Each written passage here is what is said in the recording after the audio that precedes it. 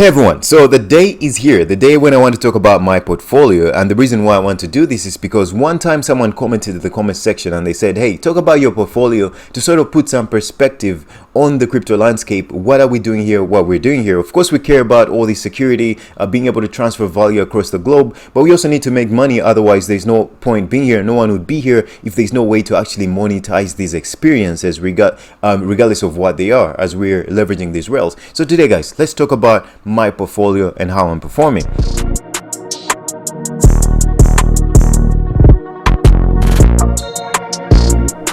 So straight up the gate, what you want to know is that as I keep track of my portfolio, I used to use an application called Blockfolio. Blockfolio was one of the most popular portfolio tracking apps, which was bought by FTX, one of the biggest exchanges in the US. Then later I switched to CoinMarketCap. They have a nice app, but then eventually I settled down with CoinGecko because, well, they had better accurate price feeds, and now they implemented some features where you could, claim some points and then can use those points to get discounts on books and other guides, maybe NFT guides or crypto guides, beginner and stuff like that. But most importantly is because the other applications were not serving my purpose really well, so I use CoinGecko. They have the best price feeds for me, and the application's the smoothest. So that's what I use to keep track of my portfolio.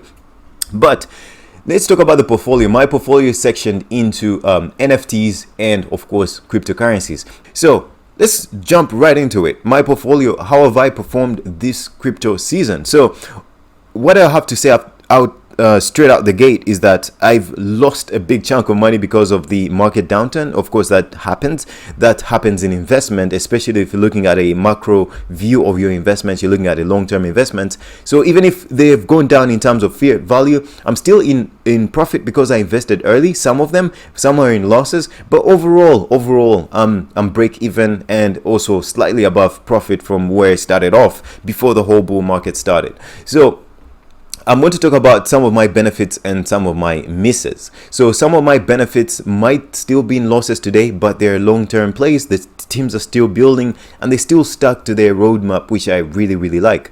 The one thing that got me really wrecked was a bunch of money that I invested in a company that I heard from someone, which was a play-to-earn company. I'm not going to say the name, but it's a pretty much horse racing game. So this was exciting. The market was heated up in this market, and the thing that wrecked me is that they veered off their roadmap. So they increased inflation, they sort of messed up the whole thing, and they veered off their roadmap. They said, hey, this was our roadmap, we're gonna do this. So everything you planned based on their roadmap is now distorted, and now you find yourself invested in something that you didn't sign up for. And that completely wrecked me, not only because it was already heated by the time I got in, but also because the team eventually, I think because of misalignment and disagreement within there, because when something hits up, everyone gets excited and they make bad decisions. So I think what happened is that the team ended up making bad decisions based on, of course, something that affects all of us, which is greed. You see something growing up and then you make bad decisions. So that me getting tied up into a project like that got me wrecked. So that was one of the things that regrettably lost me a lot of the profits that had taken me quite some time to actually accrue.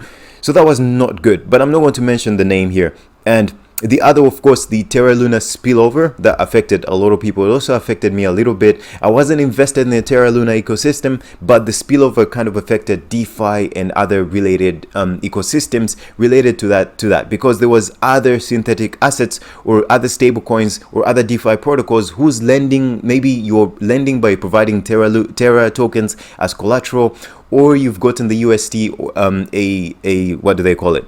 You've gotten a synthetic version of the UST stablecoin, and that kind of spills over as you're using it in another DeFi platform. So that's one other thing that sort of not destroyed me, but affected my portfolio as well. So these are unpredictable market conditions.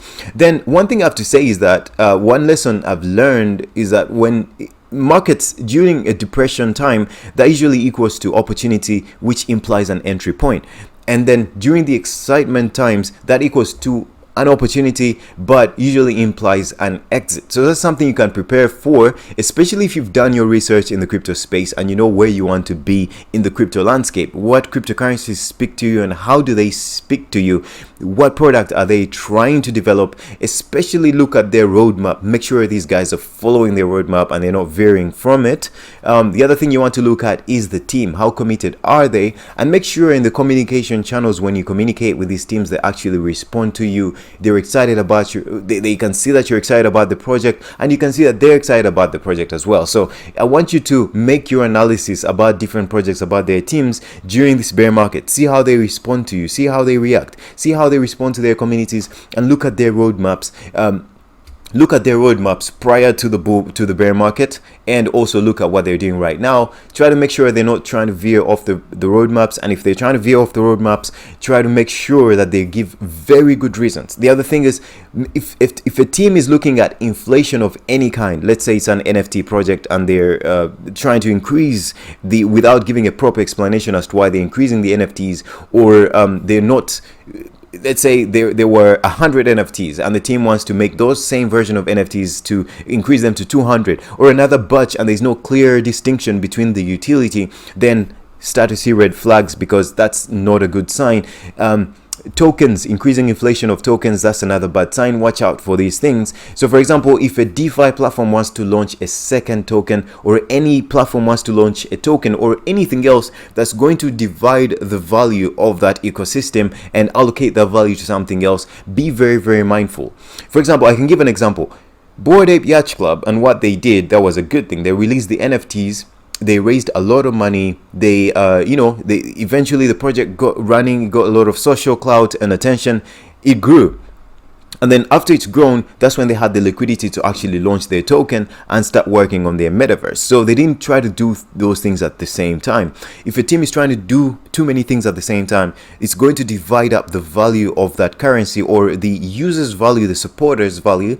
They're now going to have to reallocate these funds to different ecosystems within that ecosystem. So make sure everything that's being created that's going to channel value, even if it's within the ecosystem but different directions, make sure it's something that's actually needed. So which means analyze the roadmap severely of any cryptocurrency, and analyze the team, and make sure they're game players, make sure they're on your side, make sure they're more excited about their project, and most importantly, make sure they're invested, they're all in on the project, such that when it goes wrong, they are affected.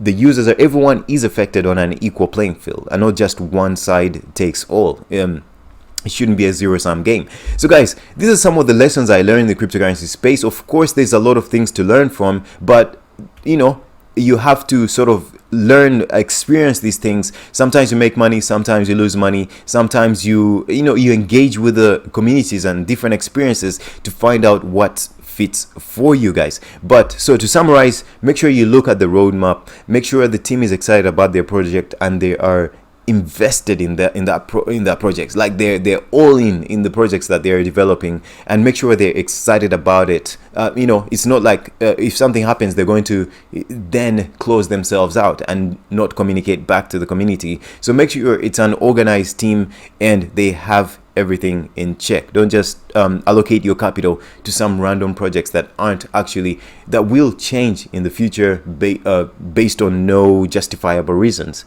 So guys, I hope you're able to learn something. I hope you're able to pick up something from today's video, or from some of these wise words of advice.